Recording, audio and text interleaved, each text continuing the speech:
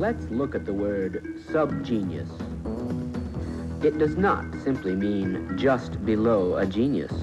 Sub-G intelligence level can range far, far below genius. The subgenius does not pretend to super-knowledge, but to sub-knowledge, knowledge of the under-things, the hollow earth from whose darkness issue the Nazi hell creatures and other demons of the abyss.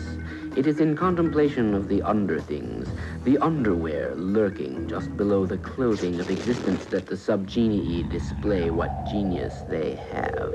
The study of this substratum, the foundation garment underlying reality, is the subgenius's strength, for it is from this source that he or she taps the infinite resources of a force that is completely incomprehensible to humans.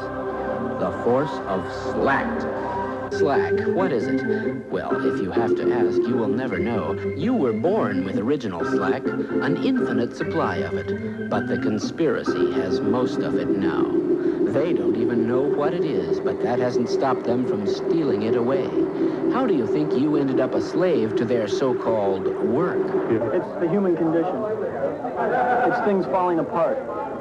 It's fat ladies in double-knit jumpsuits beating their kids in Kroger's.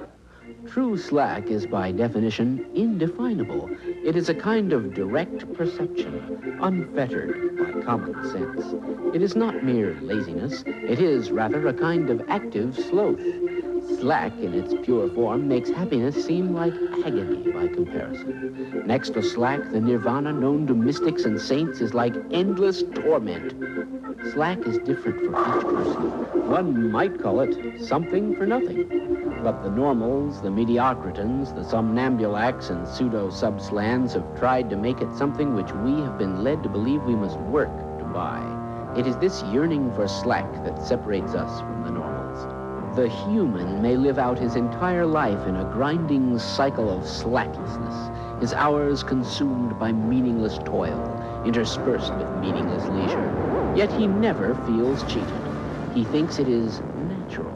Perhaps we should pity them, but face it, most people are venal jerks, half-witted cattle, racing each other to be first to the slaughterhouse and stampeding you along with them.